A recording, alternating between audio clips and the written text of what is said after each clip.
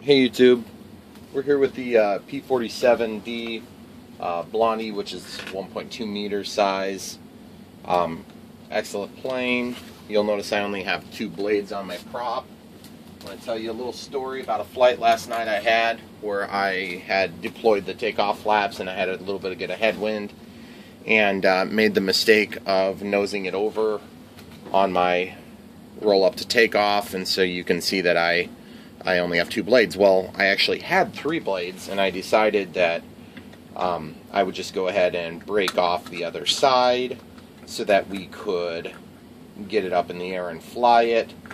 I didn't feel like putting on a new blade, so I just grabbed a screwdriver, and I don't know if you guys have ever done this yet, but it's just a Phillips screwdriver. I marred the finish a little bit on the plastic nose cone. One of the weaker parts of this plane would be the nose cone, in my opinion, but it's no biggie. It's a great plane, really like it. I'd rather lose a nose cone than a prop or a motor mount. So obviously you can see here I've got this nasty chewed up area here and here. One of them is worse because I was using side cutters to try to cut it off just at the field. And the other thing it did is it closed up the clearance. If you can see as the light shines through there, the clearance is just a touch, so ever so slightly tighter over here than it is over here, and I can just about guarantee why that's happening. It's because the motor mount that's up inside of here has 4 prongs, and it's allowed to actually bend fairly easy. So what I'm going to do is I'm just going to take this, and you guys are going to think I'm nuts. You're going to think, you're going to ruin your motor. No, I won't. I'm just going to bend it a little bit, and that's going to open that up a little bit. And believe me, you can't bend that prop shaft by hand, but you can bend the mounts by hand. So anyway, that'll open that gap up a little bit more for us. And the other thing I was thinking about doing is, actually this will be kind of a couple of different maneuvers. Last night I also took a film. You guys haven't seen the video yet. I had these 2 props in my bag for a long time, and these props, for, I don't know if you guys can see it up there, but I have a Sea Fury. My Sea Fury had a 5-bladed prop initially, then I went back to the 4-bladed prop, and the plane's just kind of been a turn, so it's kind of lost its position in my fleet because it sucks so bad, the landing gear in particular.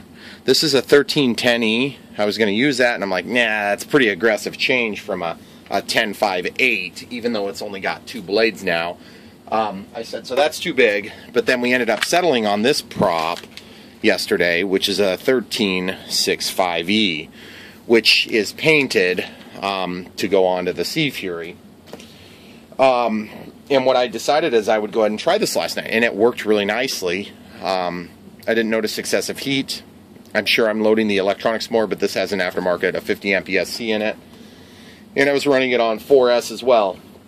So, interestingly enough, it worked well. But my hopes and dreams right now are not to actually use that, and I'm going to go ahead and leave this all assembled for now. What we're going to do is we're going to balance this prop. We're going to take it off and use it as a backup, or for another plane that wants something in that size class, or even this plane. I don't want to put a factory prop on it, even though I have a couple of them here in the shop. What I'm thinking about doing is putting this onto my timber. This is a 13.65E, and the timber runs, interestingly enough, the timber is running a 12.4. So I thought 13.65, that's a pretty big jump. But you know, the timber, I just feel like the timber is going to be amazing with a little bit more juice. So we'll just have to see how it goes, and I'll be the guinea pig for you guys. But anyway, I just want to let you know that's what I'm going to do with this prop. So what I'm going to do is I have a brand new prop, but I'm going to take it off my timber. I'm going to put it on here, and then we're going to put this onto the timber. So that's my plan of attack, and I'll show you how that goes. We're going to start by fixing this, so let's get it powered up and see how it vibrates. Alright, so guys, so we got the radio on, we got the throttle cut on, we got the gear closed, because obviously we want to keep this sitting down like this. We're going to pull out the battery tray. Some people have asked me about my battery tray, where I put my batteries, whether it's 3S or 4S. I fly this on 4S as well. You can see the strap is loose now. This is just for, you know, testing the prop, so I don't care if it's loose. I put it right in the middle, regardless of which battery, and I lock it all the way forward. I don't feel like I've ever had a CG issue on this plane, so I've honestly never actually even messed with it just because it flies so dang good no matter what you do, it seems like. But what I'm going to do is I'm going to get this battery in here. Just want to show you what we're using for our testing. It's 60C, 2200 milliamp, Turnigy heavy duty. I have XT60s on there, which I realize some people will get all bent out of shape about because they're amp rating and all this blah blah blah, whatever. It's fine. I've never had a problem with an XT60 in the whole time I've been using them, and I'm going to keep using them. So anyway, back to the moral of the story here. We're going to let AS3X initiate. Go through the startup procedure. Okay, great. So throttle cut is on. And what I'm going to do is I'm just going to hold this plane. We're going to put it in a safe spot. And then we're going to listen for vibration at some level of throttle. Okay, throttle cuts off. 50% throttle. 50% throttle feels pretty good, actually. It's not too far off. That being understood, I'd like it to perform very well, so that's what we're going to do. I'm going to take my screwdriver here. I'm going to unplug the power first, even though I have throttle cut on. We'll go ahead and pop this off. Super easy. Brace. Change this like that. Loosen it just like normal. Righty, tighty, lefty, loosey. Unscrew the spinner. Excuse me, the prop. And then this is a good time, if you wanted to, you could inspect and see if you have any damage after a nasty strike, which I don't believe we have any damage anywhere. Everything looks good. It's nice and solid. So what I want to do now is I just want to take these little nubs off real quick, and then we're going to put it back on this plane, and that'll give us a chance to balance things up before we put it on another plane. So I'm just going to grab my grinder and we'll get that done. I'm actually going to take a regular utility knife first, and I'm just going to trim off the edges, and mostly because my grinder sucks so bad, so I don't really want to waste my grinder to get this nub off of here. So you can see I'm just walking it over. So I'm just going to get that done, and then I'll get the grinder and we'll show you how that looks. So we got it pre-trimmed there. You can see we just kind of took off the nasty edges. So now we're going to use the grinder to get the last little bits. The safety glasses are on. Got this little grinding disc on there. And I'll show you what it looks like because my grinder's giving me problems. Okay, so basically we got a nice smooth transition here. And it's got it fairly smooth here.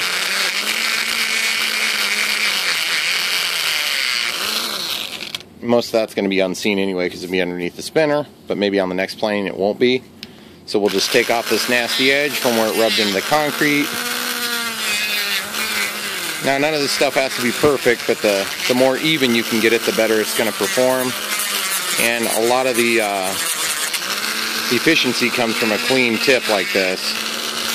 So obviously if you run it in the ground, you'll want to kind of rip off the loose stuff while you're on site. And just get it smooth. And we'll do the same thing on this side. Get that nasty kind of rub stuff off of there.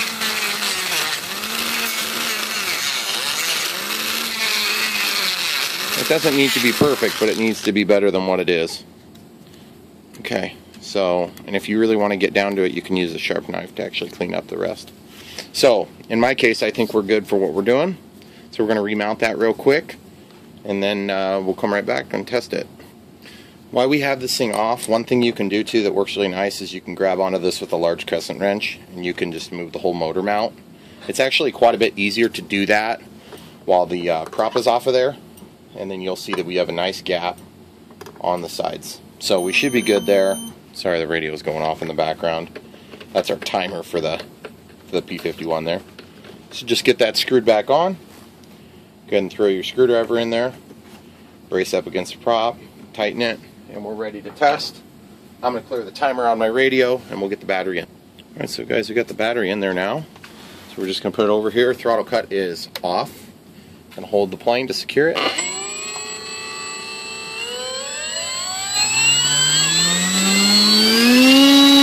100%. Sounds good. Feel very limited to no vibration, so we're going to call it good. We're going to pause it, get this prop off. We'll look at the timber next. Oh, and real quick side note, I don't know if I mentioned this. Obviously, you could fly this plane fine on this. I actually flew it yesterday with just the 2 blades, and it worked fine. So I don't know if I already mentioned that. I didn't want to breeze over that and forget to mention it if you guys weren't already aware. If you have a 4-bladed prop and you end up losing one of the blades and you decide to break off the corresponding pair, 9 times out of 10 you're going to actually have a really good flying plane. You got a lot less drag. But you have a little bit less pulling force. So it's been my experience.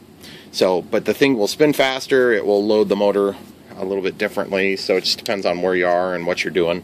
But my experience is they work just fine. They don't look quite as good in my opinion. So anyway, we'll come right back when we get the timber and we'll bring that in here and get the prop pulled. Okay guys, so we got the timber here and kind of the same setup. It's just got one single Phillips screwdriver on the nose, and it looks like I have some crap packed up in there. I don't recall nosing this over, but evidently I have, because there's junk in there. I'd have known that was there to get it cleaned up before we bothered you guys with it. Okay, so super easy to switch a prop on most of these planes. Just unscrew this screw. It's Phillips. I'm using a Craftsman P1, which would be like a number 1 Phillips screwdriver bit. But you could use probably a 1.5. I don't think you'll get away with the number 2. Okay, so you can see this has this weird style mounts. Those are like for a multi-rotor setup. And it's just got a nut on the prop, or a nut holding the prop down on the prop shaft. So you have to take and go ahead and loosen this. Just brace the prop, break it. I need a little bit more torque on it. Okay, so once it's broke free, relatively easy. Looks like this is threaded back pretty far, which is weird. I hope this stupid thing isn't like gonna be really hard to get off now. Okay, yeah, it's just kind of tight is all. And you can see this is just a factory prop. It's a 12.4, and really pretty setup. So the other thing too you'll keep in mind is that if you go to a more aggressive pitch, you may not fit into the spinner. So that's one thing that we'll have to take a look at. So I'm going to go ahead and pause it and we'll get the other prop. Okay, so this is the P-51 prop. Now bear in mind this would be a 10.5/8. So 10.5/8 is printed here. You can't see with the spinner on. And then this is going to be a 12.4. So when we flew last night, we flew successfully without any overheating issues on a 13.65. So if I go to a 12.4, we should be totally safe. And we're actually going to increase the size a little bit, but this has an 8 pitch, so this may not be effective. It may not be enough on the P-51. So we'll just have to wait and see. What this will do that this won't do is this will give us a little bit more low-end speediness. It's going to get us up to speed a little quicker, whereas this shorter, but it's got a deeper cut. It cuts the air more. It's almost doubly as much.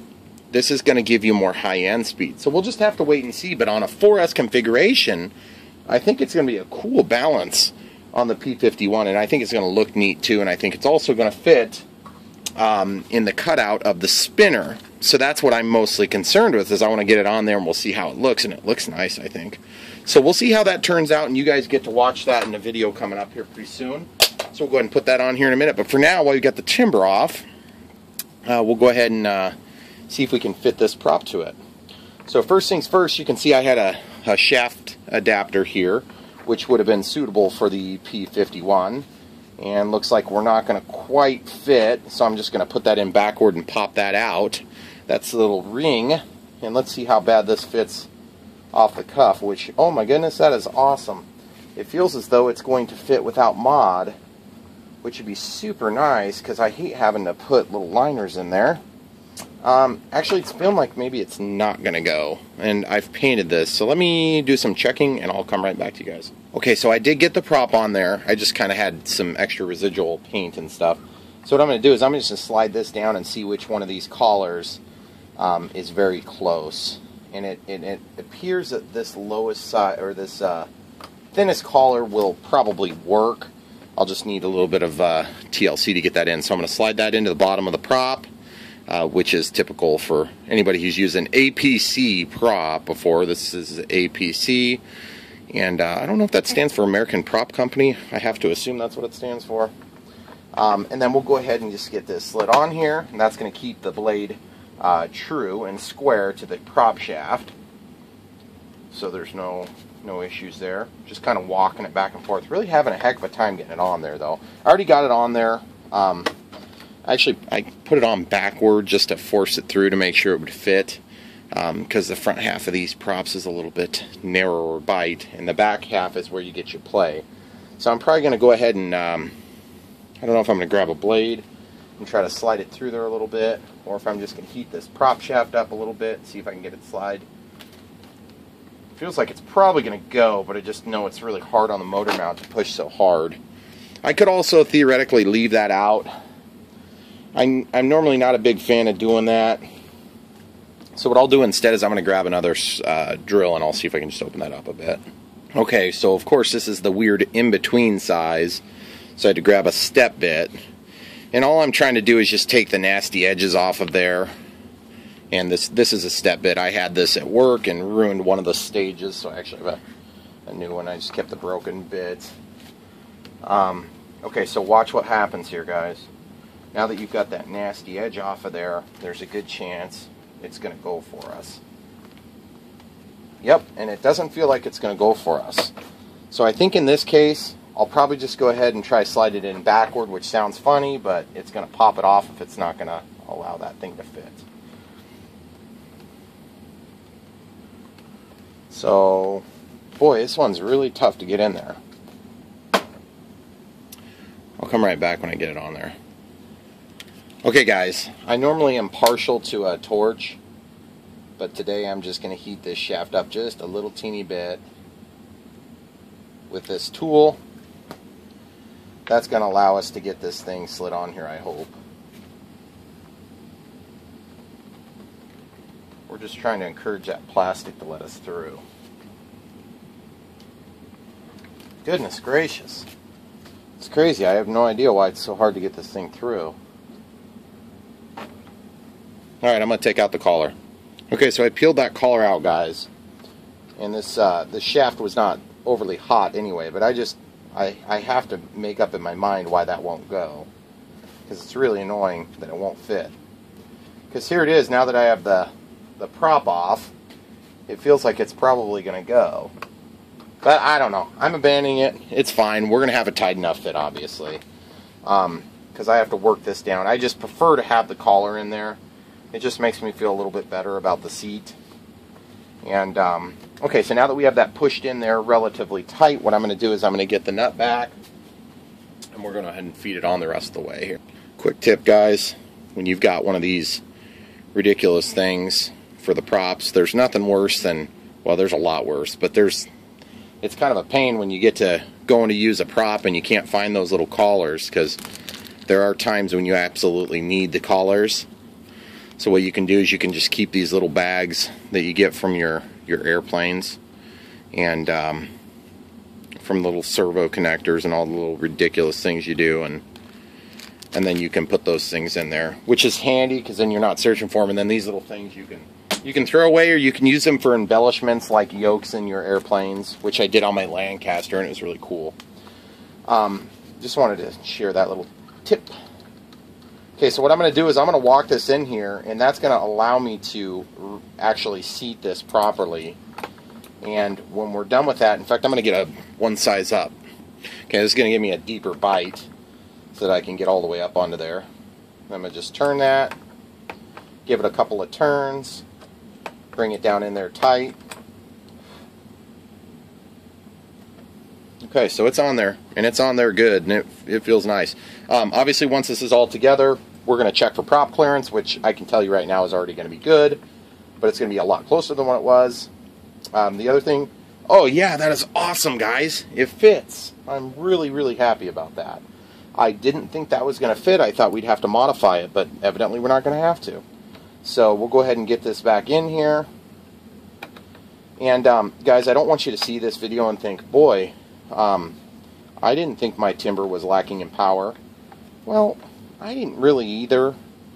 But between friends, I want to be able to hover this thing, and I might actually be overdoing it a little bit, so I'm going to be paying critical attention to the temperature of the motor and the ESC if I can get to it. I think the ESC is right there. So we'll be able to open up and possibly get to the ESC. Where is the ESC on this thing? Oh yeah, it's right there. It's underneath where the battery is. So we'll be able to test that in the video. I'll do a flight video to document whether or not this was a success or a complete miserable failure, which is also a possibility. But in the meantime, guys, we're just gonna do a prop clearance test real quick. Which I know we're on a squishy surface, and I know we're not on floats, but obviously we're gonna have clearance. There's at least a hand breadth there. I'm gonna go put it on a hard surface. Okay, so now we're on a hard surface. We got the prop fully extended, and then during takeoff, it looks like we'd have to be pretty well into the nose over pitch in order to hit. So that's level for us. And yeah, you're gonna really have to overdo it to get that thing into the ground. But being that this has got the Tundra setup, it's possible that we're gonna have nose over issues. But the cool thing is, the other thing I'd thought about is on this particular prop setup, which by the way, I just think that looks so much cooler. It looks more aggressive. I may end up having to trim these if I overload the ESC or the motor. And warning to you guys that aren't super experienced with this yet, this is a really good way to ruin a motor and an ESC. I've done it before, and I'm sure I'll do it again before the day's over. But we'll get you guys a flight video on this one, and I'm going to bring you right back to the P-50 when we get that prop installed. Okay guys, so last night when we were flying, we were flying it on a 13.65, which is now on the timber, and this is a 12.4. So it's probably going to be actually a better loading circumstance for the motor. One issue I'm running into that I didn't think about is this gap. Because of the way that this threads on, it's got a thinner shaft. So normally if you have a prop that you want to use on a thinner shaft, it's got a smaller hole, it's no big deal, but if you have a bigger hole, then you have to put a collar in. So it looks like this does have a collar receptacle, so I'm going to try some of the collars from that 13-inch prop that I had. Okay guys, so the collars from the other prop, they do fit in there, but they fit loose, which means it's basically a no-go. It's not going to really do us any good, or it's going to be such a severely limited amount of good that it's just, I don't know that it's necessarily worth it. That being understood, it does fit tight onto the shaft, so I've actually had some success using a slightly loose one like that, because once you tighten everything up, then you can just balance it. The problem is once you have your first prop strike, then it can shift on the shaft, and that can cause the thing to kind of appear to be out of balance. So I'm going to look through my bag of goodies and see if I can find in one of my other props something that's going to be more similar to this shaft size for a collar adapter. Alright, so guys, I looked around and I couldn't find anything that would fit this collar, and so I'm going to do my next best thing, which is going to be to just glue this in with some CA, which sounds ridiculous, but it's really not that big a deal if you do it right. I've had good success doing this before. It's not usually my ideal method, obviously, but I'll show you how I do it. I'm going to use some purple caps and some medium gap filling, not foam safe stuff, and I'll show you how I do it. Alright, so guys, the easiest way is obviously get your nozzle, and you're just going to try to do even amount of drips in some sort of a design, which in my case I'm going to go with a design of a triangle. And my nozzle is clogged again. Okay, so I've got my needle that's in this drill bit I was unclogging, and so I'm just going to use the glue that came out because it's nice and thick. So what you want to do is you want to just kind of get a triangle or some sort of a shape pattern in there, and so that way it's kind of even on each of the 3 points. You'll get a little bit of glue on each of those areas. And I'm probably going to do a little bit more than that also. Should be somewhat unclogged now. Actually, the thicker glue might help. You really don't want tons of extra CA on here, so I'll wipe this. Now what you can do is just spread that so that it's into the to the groove. And now you're just going to take this and drop it in there. And in my case, what I'm going to do is I'm going to wipe a bunch of this excess off. And what I want to do is center this visually here. See, it's already wanting to set up on me. So I'm just basically centering this thing by eye. And then, okay, so I've got it pretty well centered from what I can see, just with the naked eye. I'm just give it one little kiss of kicker. Then I'm going to get some thin CA now. Just wipe off the tip. Now guys, this is probably a little bit of overthink on my part. But you could also take and put little chunks of toothpicks or something like that, but I'm just going to do it this way. It's going to be easy. This is foam safe because I only have foam safe. I only have thin foam safe with me right now. So let's get that glue in there, let it go into the crack, and there's residual kicker on there. So I'm just going to wipe this, and that's really all you got to do. Now you should have a nice tight fit, and if you don't like the way it works, you can still push this out with a screwdriver. So we'll go ahead and get this on here, onto the shaft, and you notice how nice that looks. No play, no issues there. And if you're wondering about whether this is going to wobble, I'll go ahead and demonstrate that here in a second. So let's pause it. Alright guys, one critical detail. You're going to think I'm nuts. Don't tighten this yet. And this is because we aren't 100% sure that that's going to balance. So you want to be careful. Gear up, throttle cut on. Go ahead and get your radio fired up, or your transmitter. And I've got it set to the Blondie.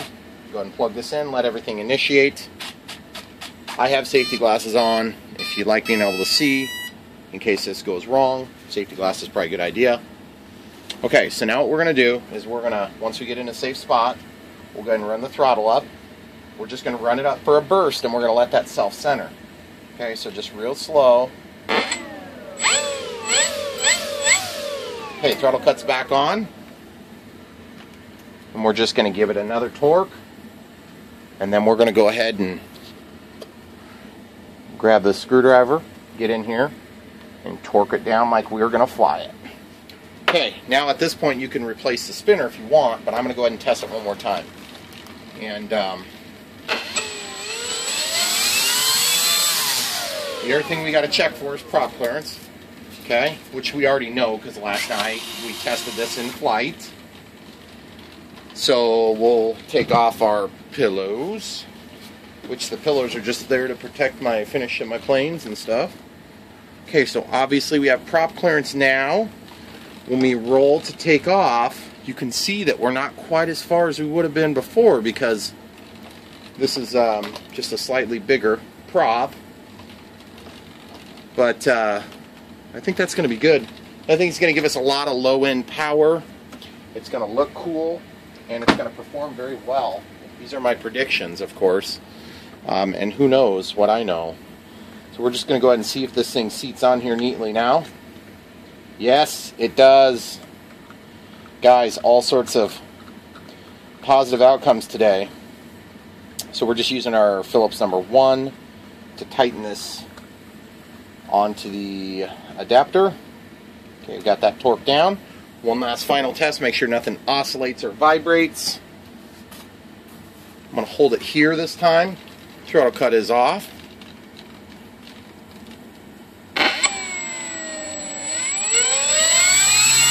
Feels very good. That thing is going to fly well, guys. I think it's going to be awesome. And I thank you for watching. If you keep an eye out on my channel, here in the next, hopefully today, we will be able to get out and test this thing and see how it flies with this new configuration. And I think we're probably going to go out and we're going to test the timber possibly right now. So keep watching the channel for more. Thanks a lot, guys, for watching. Don't forget to like and subscribe.